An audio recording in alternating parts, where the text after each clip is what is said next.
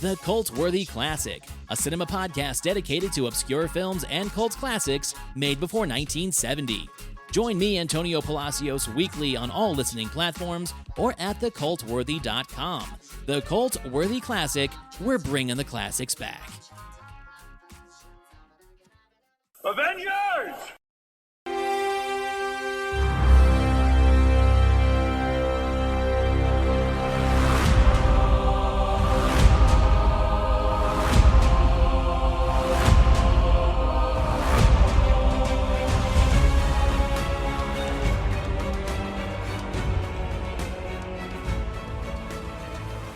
Welcome back, everyone, to another episode of Talking Smack, where we talk superheroes, movies, animation, and comics. I am your host, Josh Scar, and of the Smackheads, I am flying solo this week, but I have a very special guest, one Erin Alyce from the Watchin' Stuff podcast. Erin, thanks for being here. Thanks for having me. I'm grateful that we could finally connect because I know we've been talking about it for a few weeks now. Yeah, I reached out with the Black Panther review, I think. It was like, hey, randomly reaching out to this person I've never really interacted with, except for like random Packer tweets that I like. Mm-hmm. Do you want to talk about this movie? And you're like, not this time, but maybe next time. Right, because ironically, I was going to see the Packers that weekend, so I was out of town. Yep. So here we are. Here we are. We are at next time. So you are a very busy person. You have quite a few podcasts out there. So please tell us about a few of them or all of them. Yeah. Yeah. I'm currently on 3 podcasts, although one with the football season it's done with. That's on brand and off topic, kind of a really sports-ish podcast, very uncensored, with 2 guys, Jimmy and Todd, who are just kind of wild, and I just kind of reel them in and kind of lead the show on. And I also have Last Call Lambo over at Game On Wisconsin. That is just basically the 3 of us playing some drinking games, and it's all themed around, the Packers and their games for the week, but we will be running through the off season. And then I have what connected us, kind of what really pushed us together, like you said, is Watching Stuff, because I'm very new to it started with my welcome, I guess, into the MCU like last year. I think I started it. No, 2 years ago. And I got really into it and started asking Dusty Evely and Monty Moore some questions, 2 guys I know on Twitter through Packers Twitter. And we all just kind of were like, what if we started talking about this and maybe people would be interested, because they have much more of a comic background than I do. I am just an MCU person. So we started recording it, and next thing you knew, a friend of mine, Dan, wanted to talk Star Wars. So one week it's Star Wars, the next week it's MCU. So I guess I just like to hear myself talk. Don't we all? That's why we're in podcasting. Right. Yeah, it's a lot of fun. I love hearing your perspective on things, how you're newer to everything. So you're just kind of getting a lesson while coming along and offering up some of your own takes. And it's a lot of fun. And I really enjoyed your tweets about like the Packers, which I think like Aaron Nagler had retweeted you a few times, like, oh, she seems like an interesting person. Let's follow her on Twitter. Aww. And then you started doing some like nerd watch along tweets. And it's like, oh, she's also doing these sort of things. Like that makes her even more fun. Let's reach out and see if we can't be online friends. Yeah. Actually, funny you say that. Aaron Nagler is going to be on one of our Star Wars Watching Stuff episodes upcoming. Awesome. That's so cool. So yeah, I think Attack of the Clones is the one he wanted to be on. Ooh. Because he wanted to talk about how he thinks it's the worst Star Wars movie. So it'll be a fun one. He was doing a Star Wars podcast with Olive, I believe. Mm-hmm. But I kind of fell off that one, or they stopped producing episodes. I can't remember what happened. I think they stopped. I was enjoying that because I liked, again, similar to you, I liked Olive's opinions, having like just recently gone through all these. But tell him I said hi and I love his work. Will do. So we're here to talk about Ant-Man Quantumania, and we will do that right after we hear from our friend Antonio Palacios at the Cult-Worthy Podcast. We'll be right back. The Cult-Worthy Podcast. Join me, Antonio Palacios, each week as I guide you through a never-ending sea of obscure cinema and cult-worthy gems that deserve a rediscovery. Find me on all listening platforms and at thecultworthy.com. The Cult-Worthy Podcast. Join us. And we're back. I am here again with Erin, Alyce from the Watch and Stuff podcast, among many other podcasts. And we're here to talk Quantumania, the newest entry into the MCU. And uh, the trailers just kind of they set up the movie pretty well Yeah.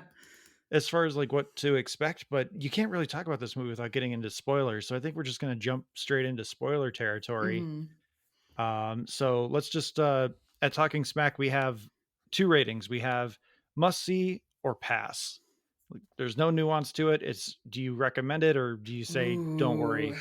So if you had to give it a must see or a pass, we're just going to dive straight into it. What would you give it, Aaron? Can I give an explanation? Of course. Okay. So I definitely feel like it's a must see. And that is strictly because there's just too much that's going to be happening in the future that I feel like is going to be relevant that you need to see it for those purposes.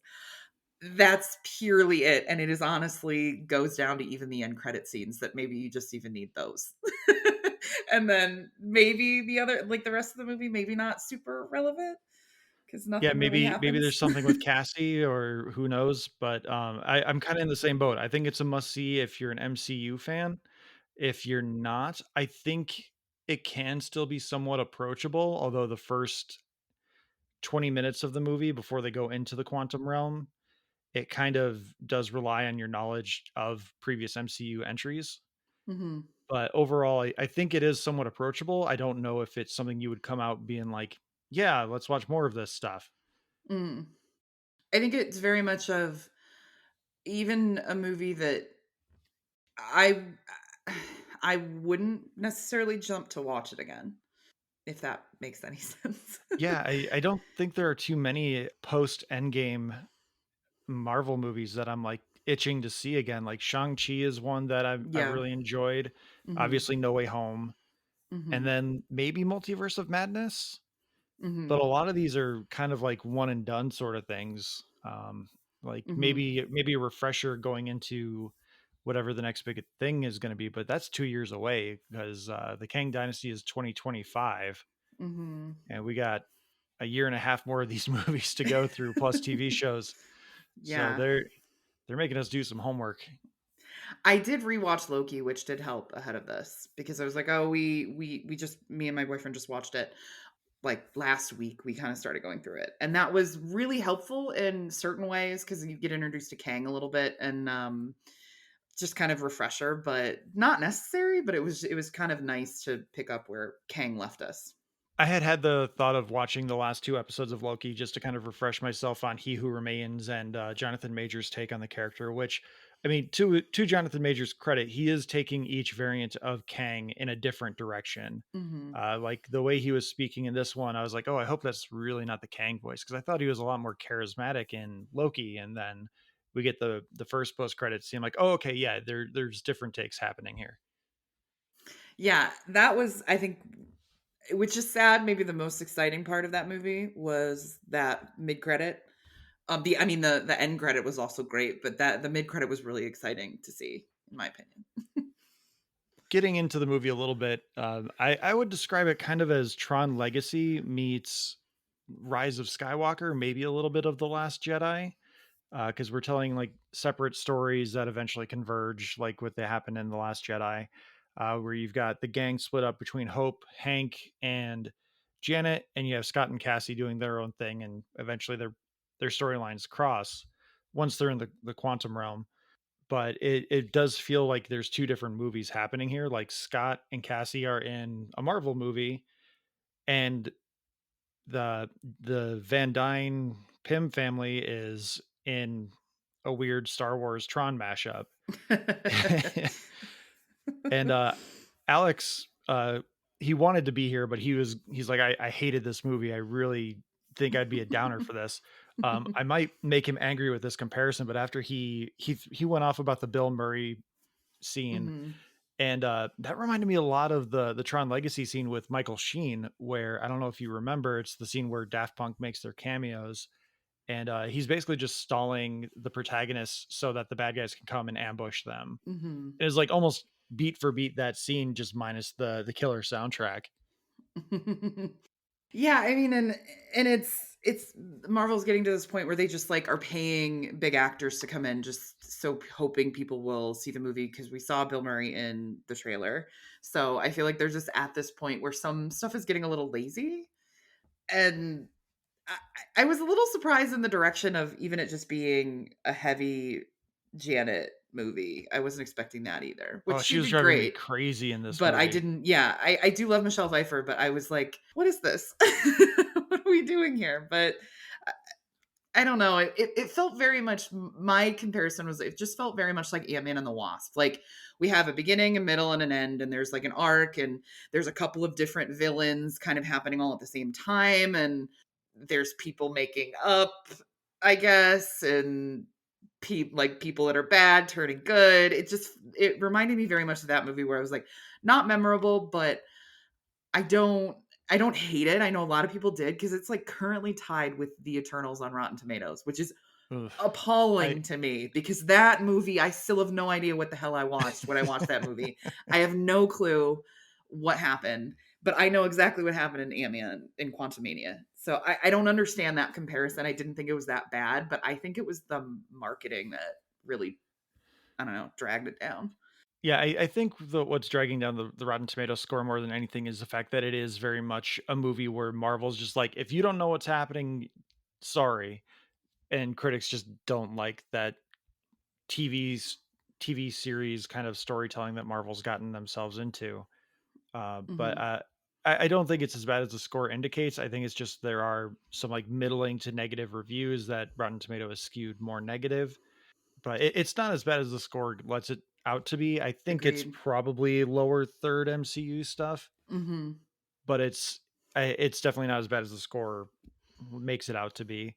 Totally agree. Let's see here. I got some notes. So let's start with this point. Thinking back on the movie, do you think there was any real character development besides like Janet, kind of even a little bit? I don't feel like No. anyone had a character arc, which is why I think again the critic score might be a little more tough on this movie, is because there's no real growth anywhere. Like the first movie, we obviously see Scott go from convict to superhero. Second movie, it's kind of the same arc, he's he's trying to do the Ferris Bueller thing of like, I got to get back home so they don't think I've left my house arrest and they have no proof of it. Where this one is literally just Scott being like, hey, I'm a pompous prick now because I helped save the world from Mhm. Thanos and end the blip. And oh, my daughter thinks I'm a prick. Okay. We go into the quantum realm, and now my entire arc is just protect Cassie at all costs. Yeah. I my biggest frustration with character in this development was Hope. I thought there was nothing with her. And I was like, Mhm. like she was like they did nothing for her. She kicked ass. Like she was always like just jumping in whenever she needed to, like kind of at the end, without no questions asked. Like her instincts are really great as like a fighter or warrior, whatever you kind of want to compare it as, but like absolutely no emotional connection to her at all in that movie. And I've struggled with that with her for 3 movies now, and that's kind of her character because she's a little bit of a kind of tougher on the edges. But that was really like at the end when they're kind of like saying like I love you kind of thing. I was like, I feel nothing. Like I didn't feel like there were any stakes in this movie at all, which didn't help. Nothing Mhm. at the end of the movie. But I think that I just had no emotion. I didn't feel connected emotionally to this movie. And Marvel has been so good at getting people to care about these characters. And I don't think one person I really felt that kind of connection with in this movie, which made it harder to watch. I agree 100% because I think one of the bigger pieces of the first two movies is Scott's relationship with Cassie. Hmm. Obviously, the first movie, that's the heart and soul of the movie, is he wants to do well so that he can see Cassie and he can be with Cassie. And then the second movie, he gets to be with Cassie, but now he's jeopardized that because of his relationship with Hank and Hope.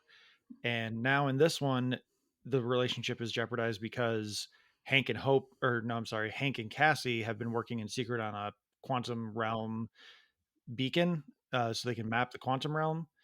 and it freaks out Janet, who is not telling anyone anything until she needs to, even though there are plenty of opportunities, but she's just like, not Yes. right now. No, we can't right now. We got to move. Also, we came back from the movie on FXX that night. They were playing Ant-Man and the Wasp. They just happened to be, and it was like the Of last like course. 20 minutes, so we turned it on. And I was reminded of the end credit scene that they literally send Scott into the quantum realm willingly. So she's all mad at the beginning of this movie, like, how could you be working in the quantum realm? I told you not to. And it's like, ma'am, you sent Scott down to the quantum realm and he got stuck. Like, that was a continuity error that I was like, that's kind of odd that if she's so against it and doesn't want to talk about it, think about it. I'm like, well, you guys willingly like we're experimenting on that, so that doesn't really make any sense. That's a great point because yeah, she was just like, yeah, let's go harvest some particles from the quantum realm to help our friend. Right, right.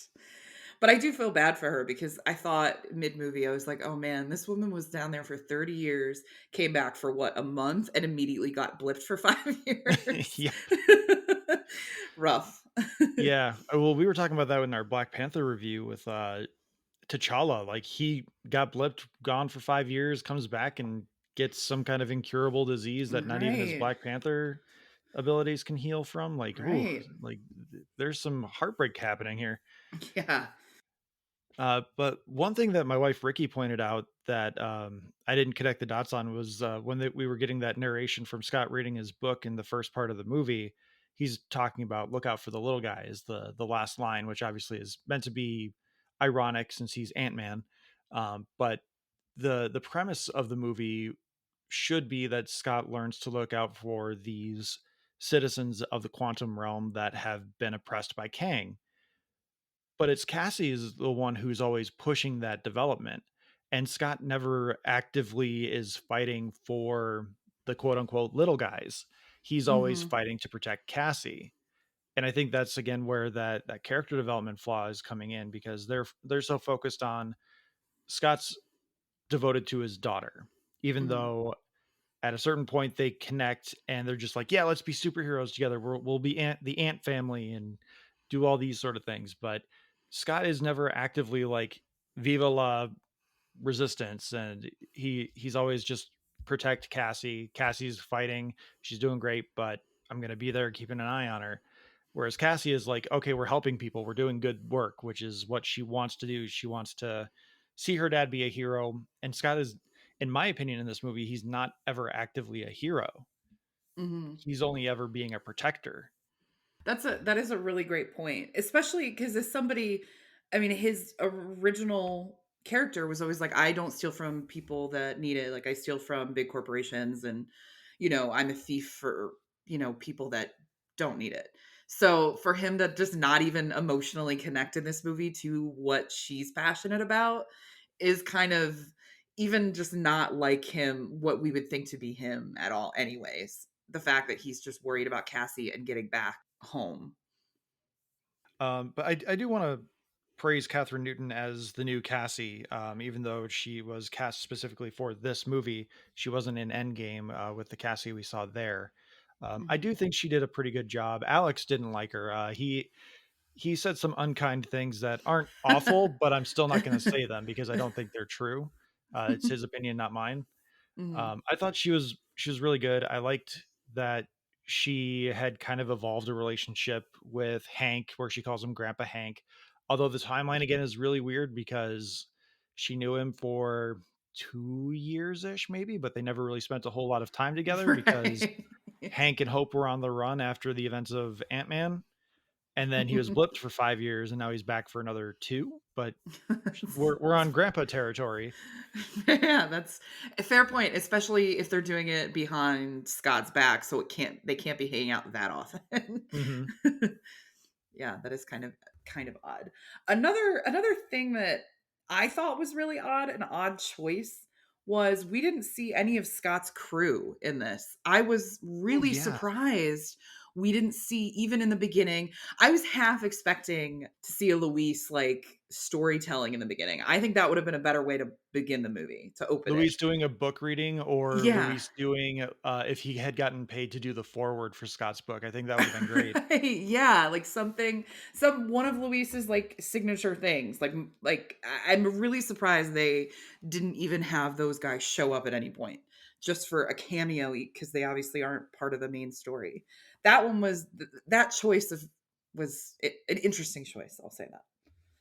Yeah, that's a great point. I didn't even have time to think about the fact that we didn't see the crew. I Hmm. wonder if that's because, oh geez, the Baba Yaga guy, he ended up going to DC to be Polka Dot Man in the Suicide Squad. So I wonder if he's just too noticeable to be a DC Marvel guy now. Mm. Yeah, a little bit of too much. Can't have your feet in both camps. Exactly, or at least noticeably. Yeah. Oh, well, according to this, it says he was in there. David Dastmalchian, that's him. IMDb says he's there. I don't know where. Because I thought that Oh, I had was that? read. It must have been in that opening montage, because we see that the card flip thing with Jimmy Woo too. Yeah, I remember Jimmy Woo being in there, but I do not remember seeing any of the crew members. But maybe I blinked and missed it. Yeah, so I think it's one of those just you blink and you miss it kind of cameos during that opening montage of like my life's so great. I'm Scott Lang. Yeah. But that's one thing that actually came to mind when I was thinking about it after having seen the movie Thursday night is that Scott's a guy that has like a mechanical engineering degree or some kind of like MIT level degree. And we never really see him be smart. And we still don't see that in this movie either. Everything that's done scientifically or smart or intelligently is done by Cassie, Hank, or Kang, really. And then we do have Modoc in this movie, which we'll talk about here in a second. Yeah, and Janet, she does a lot of that. But yeah, it's yeah, that is kind of interesting. I haven't really thought about that because we see a little bit of his intelligence, especially in the first Ant-Man. What comes to mind is him breaking into that safe, kind of like acting on his feet, last, just natural, I don't know, intelligence. And yeah, we don't really see that at all, because and they build him in like, obviously he's kind of the comic relief because it's Paul Rudd, but they lean heavy into it at times, and that's obviously been a big complaint. I know a lot of people had issues with Love and Thunder because of that. There was just too much of the comedy, and I feel like they've just built up Paul Rudd to be that guy. And they've kind of transformed, like, I don't like, kind of how we said it, he's not the same Ant-Man that he was in Ant-Man. Yeah, and I think that is kind of a detriment because he does have a moment in Endgame where he proposes the time travel heist and the ability to time travel. He just doesn't have the wherewithal and the technology to do Mhm. it. And then the minute they hand that responsibility off to Tony Stark, he's back to being comic relief. He's just the guy Right. that's like, we only have the Pym particles. That's it. He's just monitoring everyone's Pym particle usage, and he doesn't ever really get a chance to be smart, which we've seen in the Ghostbusters movie that he can play a smart guy that's also charming. So Mhm. it's a weird choice.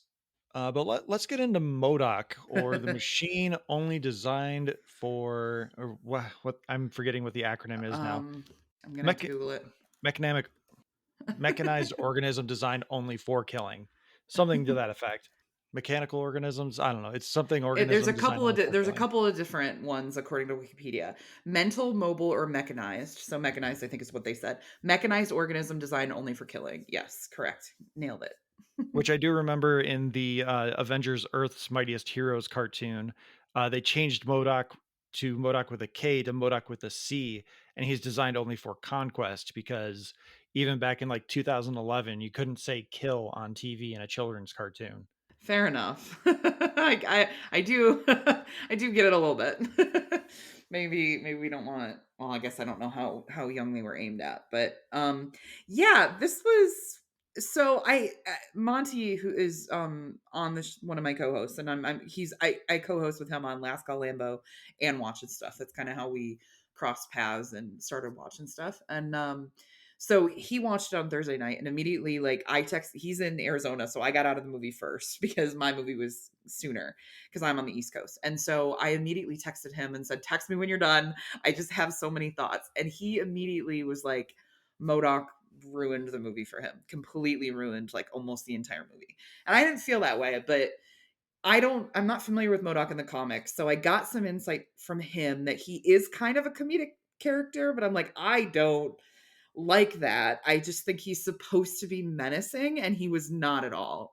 Like maybe the first 10 seconds we see him, he slices somebody in half or something, but beyond that, he doesn't kill anybody. He's Yeah, just he's a pretty joke. bad at what he's designed for. Right, right. And then the character flip, hated, absolutely hated that he had to have some redemption arc. Mhm. Ruined it. I wanted Cassie to kick his ass. Yeah, I think he needed to be beat up more than he needed to be redeemed because there's no reason for it. Like uh the visual effects aside, I thought his quote unquote battle mode looked great. But Mhm. when he lifted up the helmet and you just see this really badly produced giant head in this casing, like Yeah. it looks. I don't know if you're familiar with Dr. Zola. He's the TV that Steve smashes in The Winter Soldier. Yeah. Yeah, yeah, Um, yeah. in the comics, he's a giant robot with just like a camera for a head, and he's got a TV in his chest, and you just see his face Mhm. on there. And that's kind of what the visual I expect for that, where the Yeah. TV, where the face is all stretched out in like a 2D plane on a TV. Mhm. This effect just was bad. I don't know who thought that was like, yeah, good enough. Produce it for a multi-million Right. dollar movie that we're hoping makes 750 to $1 billion in the box office. It was terrible. It looked awful. I audibly laughed when he took off his battle mode, or it was just a comedic. I don't think it was meant to be comedic, but I laughed because I was like, this is ridiculous. It looks terrible. But like you said, his battle mode, he looked really great. I thought the gold like kind of cast looked really nice. But yeah, it immediately ruined the character. And I guess I give them kudos for trying. I would have more felt like maybe you should have just not had him in this movie because I feel like he added nothing. Mhm. I don't think he was a big enough threat because, like I said, he didn't kill anybody. One of my biggest issues with Love and Thunder was that we had the God Butcher and we saw him butcher one person. And it was in the beginning of the movie, and so it didn't make him menacing enough for me. Because I thought he looked menacing but didn't feel menacing because I was like, what has he done? He killed one guy. Like it doesn't feel as a person watching that he was terrifying. And that's how I feel about MODOK. Was I felt like he needed to be more menacing because I should have been scared when he was like chasing Cassie, but it's like, okay, just all right, run away from little baby legs, like whatever. Yeah, I know it's a more modern. I guess we could take it a little further back, but I was gonna compare it to like it should feel something similar to what we did with Mithrigan or Megan, whatever you want to call it, Yeah, right. where it's weird and creepy, but also kind of humorous. Yeah. Like you can do that with Child's Play and everything too, where you've just got this tiny little doll chasing after a person. Where like Hmm. if you were just someone watching this happening on the street, you're like, that looks weird. Yeah. But like in the moment, if you're the person getting chased, like you're scared shitless. Hmm. But this, yeah, you're absolutely right. He served the only purpose he served was to have Kang like show us how powerful Kang is. Hmm. He got pushed around and that he was basically shown that he was Kang's little bitch, Right. and Exactly. that was it. He didn't really do anything overly menacing. He crashed their ship, I guess, Hmm. but he serves no other purpose. And then I'm guessing someone in the writers' room was like, "Wouldn't it be funny if we had Darren come back and he thought he was gonna be he was gonna die an Avenger?" And then they Hmm. just worked backward from that because I don't know what else besides having Modoc in the movie. I don't know why else they would have almost anything that they did in there. Listen, when he did his little dying moment, I literally was like, all right, I'm gonna go to the bathroom right now. I have to pee. So because I thought it was so stupid. The whole "don't be a dick" thing, and then him changing and I'm not being a dick, and like it just was awful. And then he started to like have his like dying monologue as they always do, and I was like, all right, this is the perfect time to go to the bathroom because I do not care what like this, like what What this this, scene is about. yeah, because it takes you out of the moment, which is something that Marvel had normally been really good at, but I think they've struggled with, like Thor: Love and Thunder really struggled with that, like where things start to get serious and then they have to throw a joke in, and it's like, and when I talk about how I felt there were no stakes, there was always something that pulls you out of this serious moment. Things start to feel serious. Kang and his little force field, and then all of a sudden here comes Darren, making this like joke about I'm not a dick or something. And like it just pulls you out of this like really intense moment. It just kills it. Speaking of that moment where Modoc Darren comes in and helps save the day, it was a very Family Guy moment because there were a few things that happened in that sequence where it's just like too long of a moment where they're like, it's gonna circle back to being funny. We promise it'll be Hmm. funny the fifth time around, where he's like Right. sputtering out fluid of some kind, and like what kind of fluid is in that giant cranium? Who knows? Right. And then he like brings his tiny little robotic hand up to Scott's face and is just like, "You Right. were like a brother to me." Right. I chuckled at the hand going to the face, and then he's like, "You were like a brother to me." It's like, okay, no, you lost me. Yeah. Like if they could have just left that moment silent with the hand touching the face and Right. just let Paul Rudd do some face acting with like, this is awkward, this is weird. Right. Like that would have been great. I think that would have been fine. But you needed to cut down him sputtering out his cerebral fluid, I don't know, and you Right. needed to cut back on him dying like that. It just went on for too long, and it reminded me of Family Guy, which that's a complaint I had about Guardians 2, is that some jokes went way too long and they weren't funny, and Mhm. it just took me out of the moment, and it kills the heart of that movie for me, which Right. I don't know that this movie has a lot of heart like Guardians 2 does, but it's setting up Kang. That's the main thing that it's Right. doing, is it's setting up who Kang is, or what Kang is, and how big of a threat he can be. Right. And to your point about heart, I think they had a really good opportunity, like multiple times, a good opportunity to set up stakes in some sort of way that we feel how terrifying Kang is. And I don't feel like I got that. I mean, you sort of got it when he's like beating the crap out of Ant-Man. Like that was like hard to watch. Mhm. He's just completely beating the crap out of them. And And that's they without his suit either. His suit has been right, destroyed at that point, so he's just right, overpowering him. right. And I thought there were like three different ways that I thought this was going to go, and it did not go any of the ways that I think it should have. Nobody died. I thought somebody should have died. Particularly, I really thought throughout the whole movie they were going to set up Janet sacrificing herself at the end, like when they were going through a portal, like her saying, like, "No, you guys go because it's not going to last for." Like, there was something that she was going to end up still stuck down there, or die, or something was going to happen to her, because it was her like redemption moment, because she had kind of put them in this situation because she had not told anybody about him and all of this stuff. So she was part of, like, I thought that was setting it up because she had clearly felt a lot of guilt.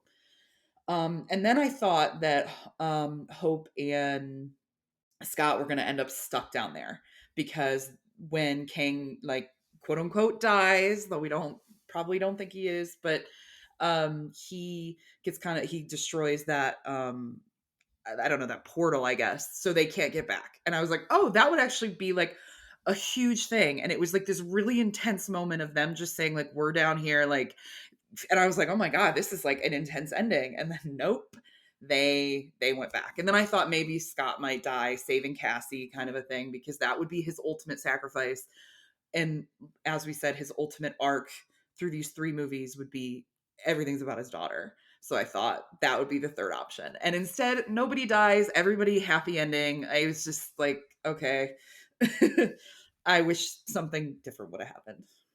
When Alex and I did our big trailer episode back in like September or October, Mhm. he was talking about how he wanted a happy ending because Marvel is fairly well known for doing pretty big stakes on the third movie where someone Mm-hmm. dies, something big Mm-hmm. happens, someone loses something. And in like the third Captain America, he loses his freedom. In the third Iron Man, he loses his house.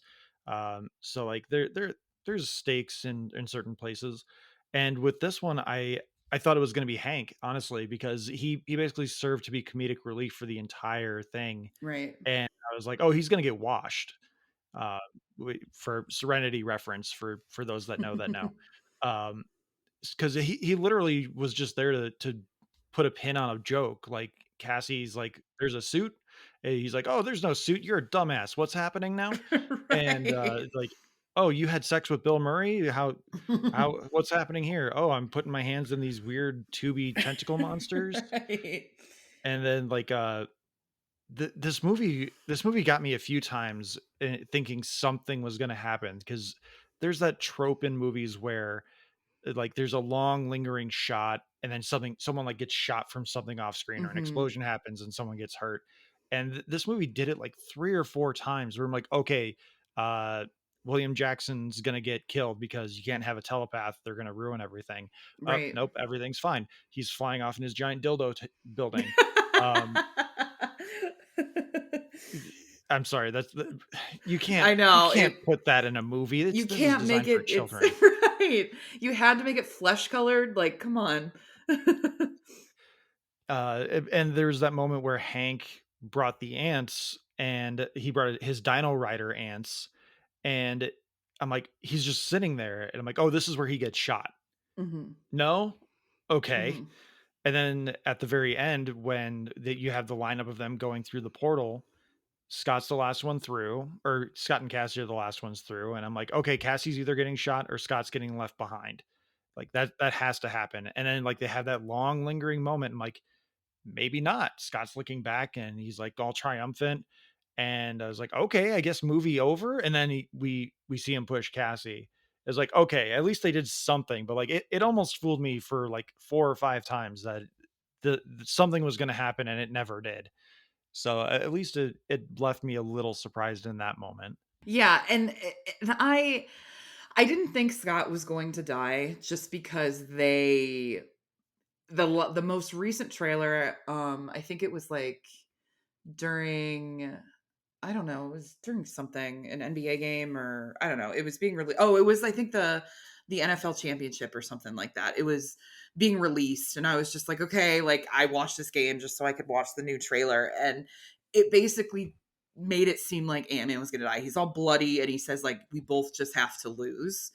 And I'm like, they're pushing too hard that he's going to die. There's no way. At that moment, I thought maybe he was going to die when I first saw the first trailer, but then that other one came out and I was like, there's no way they're going to make it seem like he's dying and then kill him off. They're dead.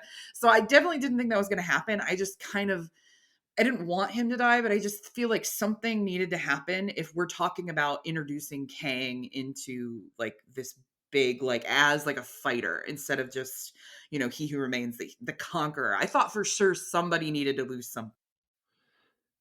Yeah, they definitely dropped the ball on creating stakes for this. Like they did a pretty good job of establishing Kang as a threat, but they didn't do a good enough job of establishing stakes for the movie. And you're going for the movie, you're not going for a middle chapter in the next waiting for the next thing to come out. Like I know that's what the MCU is. It's a long form TV show that's got 2+ hour episodes, Right. but you still want a compelling arc, which is my complaint for the new Star Wars trilogy, is that each movie is built on the idea that there's going to be a next one, or at least the Force Awakens is, and that's where I have my issues with that one. With this one, it very much is like, here's the setup. We're going to put the pieces kind of in place so you know where we're going, because it felt very reactionary. Because one of the big things on the internet that we've seen through Phase 4 is a bunch of stupid people who don't understand context or subtext, don't understand when they say stuff like incursions or multiverse or anything like that, oh, we're building towards a multiverse issue. Because like I will admit, I got a little excited when they talked about incursions again. I think they mentioned it in Multiverse of Madness, and it just that's a catchword that gets me excited, having read Secret Wars and the John Hickman Avengers books. Like that's got me excited to see what they're building towards if they keep mentioning this, because the incursions are going to be what the Infinity Stones were for the previous chapter in the MCU. The incursions are going to become more and more important as these next few phases go on, I think. I have not read the comics, so I don't fully, and I don't remember this from Multiverse of Madness. Are incursions like Wanda getting the Darkhold? Like, is that the kind of thing that they're talking about? From the comics, and I think through context, incursions are when timelines and realities when they collide. Oh, okay. Right. Okay, so now I know what you're talking about when like that one is like kind of dissolving in Yes, yeah, yeah, I Multiverse of believe it's Madness. meant Okay. it. Yeah, in Multiverse of Madness, I think that's meant to imply that there's been an incursion, and Doctor Okay. Strange is the only one keeping it from being fully immersed. Got it. Got it. Got it. Got it. So yeah, in the Infinity, or I'm sorry, in the Secret War storyline, there's two universes left, which is Miles Morales universe, the Ultimate Universe, and then the mainline Marvel universe. And those are the last two standing. And Doctor Doom kind of does some weird magic to make a new battle world, which is just a stitched together world of realities where you got like zombie Marvel and A Force Marvel and all this other stuff, which I don't think they're adapting that specifically because I think Kang is going to serve that Doctor Doom role. But I think again, it's just a catchword that like Infinity Stones or Infinity Gauntlet, it's going to perk up the ears of the nerds like me with who have like some insight on certain things. It's like, ooh, incursions. We're going to see alternate realities. Yeah, and I think I was expecting more multiverse discussions in this. I don't know because my boyfriend and I also watched like What If leading up to this. And just in case, we were like I just want to remember everything that I've kind of learned about the multiverse in the MCU through right now. So that was why we watched that. And that didn't end up being particularly helpful, but still glad we did it cuz I kind of half-assed watched it cuz I didn't realize that it was actually going to be kind of relevant. I thought it was kind of more of a kids show and it's not.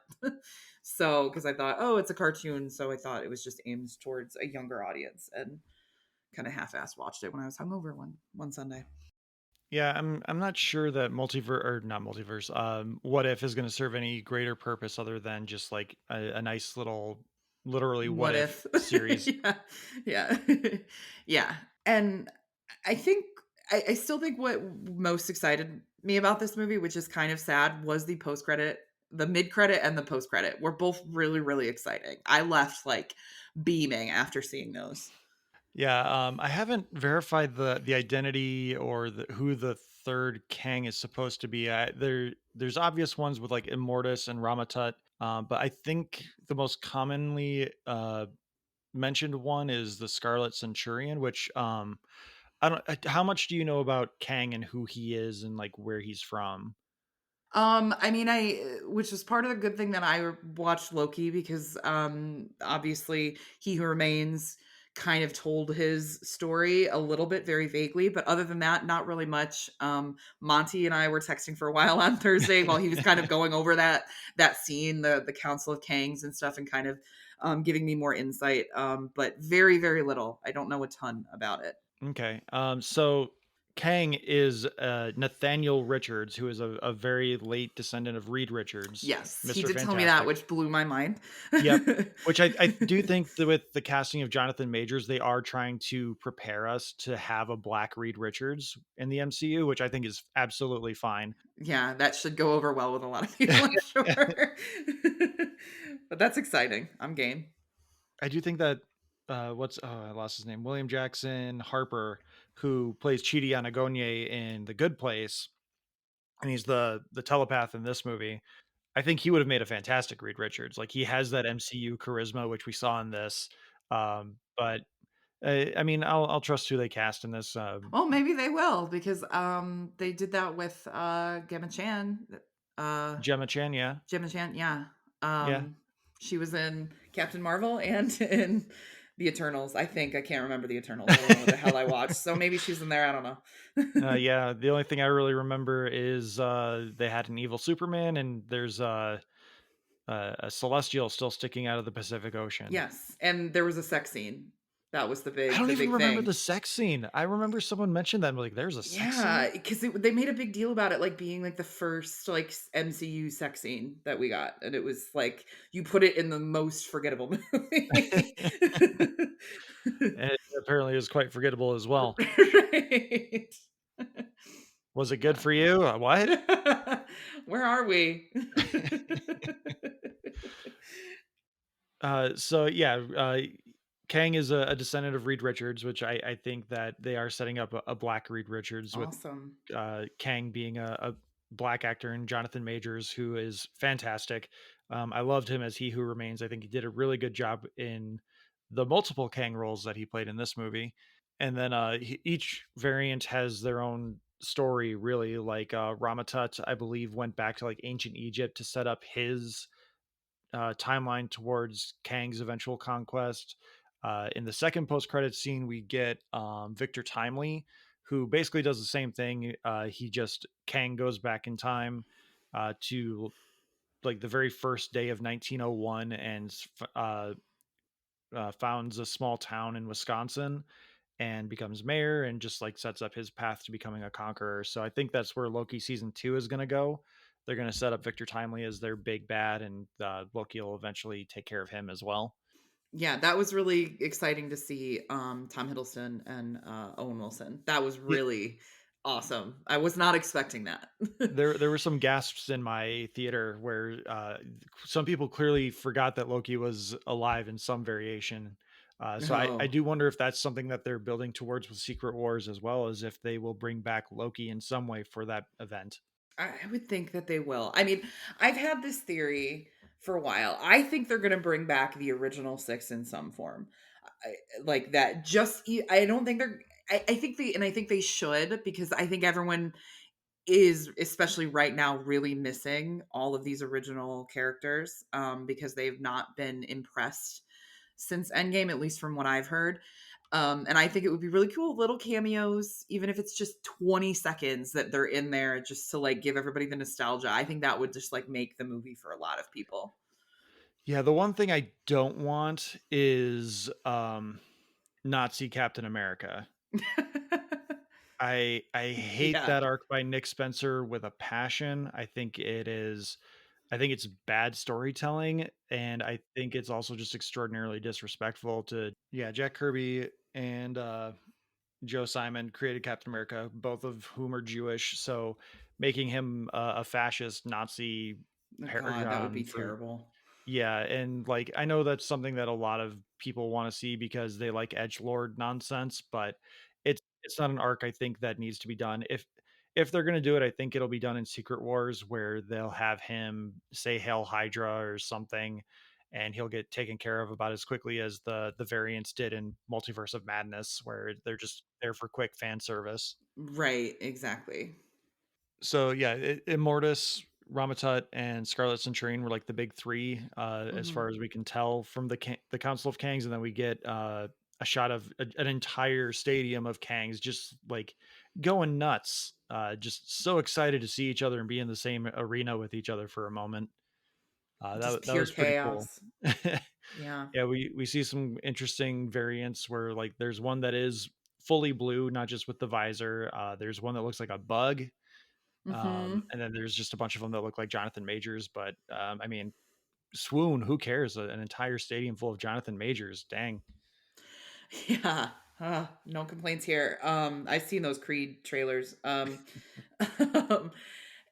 What Monty pointed out to me as well, he said that because he's the one that told me about the Reed Richards descendant, which, like I said, blew my mind, because I'm not familiar with the comics or the Fantastic Four. Really, I've not watched those original movies. I've been told that I probably would not enjoy them. I think it would make a Uh, good watching stuff episode. yeah, usually the bad movies are the best episodes because it's just us ripping the movie for an hour.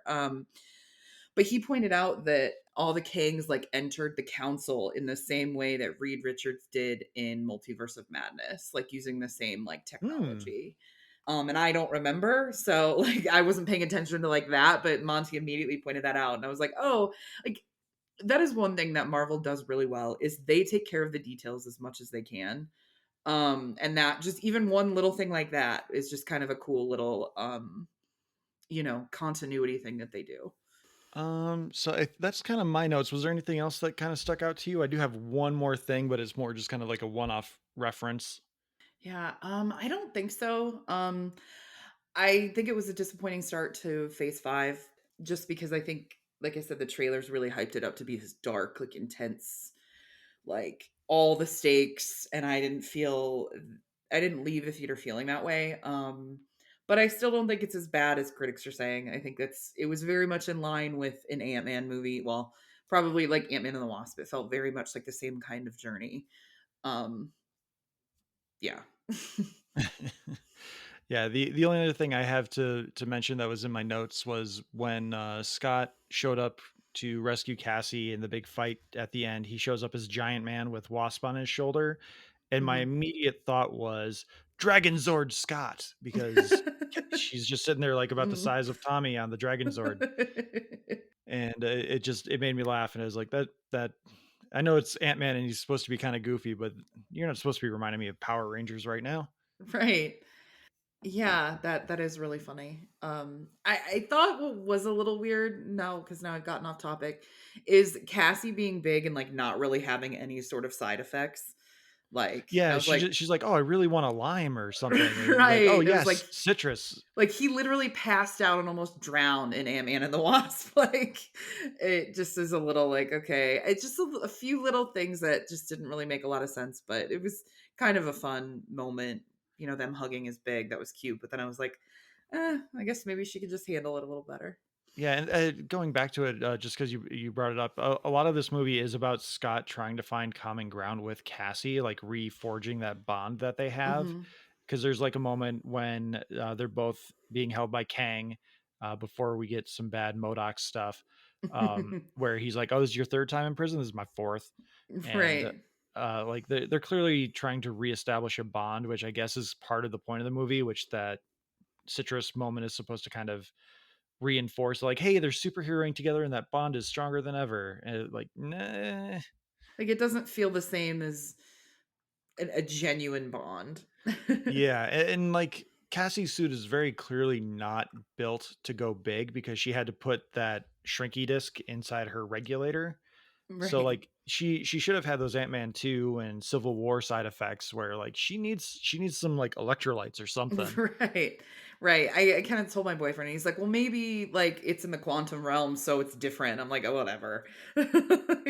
You like stop retconning it. Like That's it your doesn't excuse for matter. everything. Right. Right. Yeah. But I think does go back to kind of what we said is I just feel like I felt there were not a whole lot of emotional connections that I made with anybody. I felt more of a connection to the guy that was obsessed with holes than I did with like Hope. Yeah, and like the emotional stakes, the only person that really dies on camera is the laser face guy. And it's Mhm. like, oh no, not laser face who has no name. Yeah. Yeah, exactly. That's exactly what I meant. Like, there was nobody that you felt like really sad for. There was just no really low emotional moment that I felt that I was like, oh man, I left this movie feeling like there was something tense that happened. I mean, the closest thing was probably Kang beating the crap out of Scott. Which I mean, that was a very well done fight scene. It was. But it's weird. It's kind of weird that that was like the high point of the movie, even though they try to have a lot of high points. Anything with Jonathan Majors was a high point. He was fantastic. Like he was really really great. I felt he kind of stole the show, but I don't think that was really hard to do because like I said there was just not a lot of anything. Everybody else was kind of flat for me. Yeah, the movie was built around Kang. Like the entire first half of the movie until he shows up, which he might even show up at like the 1 hour mark, which this is like an hour and 10 minutes. Everything is like, oh, he's here. You don't want to bother him. He's him. He. They're talking cryptically about Kang, and then when he shows up, it's supposed to be this big deal. Okay, we get a for the nitpickers, we see him at the very start of the movie, and then Janet tells a backstory. But like the first time we see him as like Kang proper is like an hour into the movie.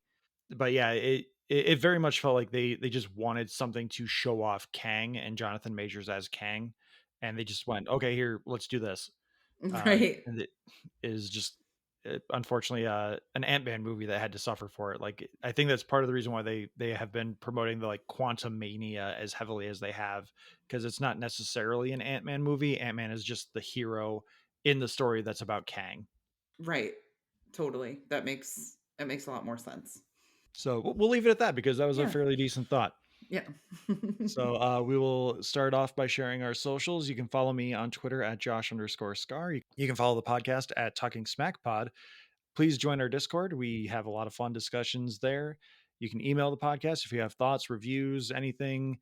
You're reading a comic book you enjoy, or you want to start reading comics and you want some recommendations. We can do that in the Discord, or we can do that via email. Thank you to Leo Allen for our musical themes. I didn't give the email, sorry. You can email us at tsmackpod@gmail.com. Thank you to Leo Allen for our musical themes. Thank you to Beppo for all of our original avatars, and Retro Ale Studios for our Ricky avatar. Please like, subscribe, rate, review the podcast on your podcatcher of choice. And Erin, Alyce, please let us know where people can find you. Yeah, you can find me on Twitter at HEROOINE. And you can follow all of my stuff will be posted there. All the links in my bio, or my bio has all the other accounts to follow where you can find all my work. But I mostly post it on my stuff anyway. So yeah. And we will share those links in our episode description as well, because they are a lot of fun. And if you're like me, where you're a big nerd and you're also a big Packer fan, Erin's someone to follow. I appreciate that. Hopefully people won't be disappointed. I was thinking of making an ex-boyfriend joke, but I'm Oh. not sure how you spin that one. But that is one of my favorite recurring themes of yours. Yeah, my brand is making fun of my ex-boyfriend and his shortcomings, we'll say that.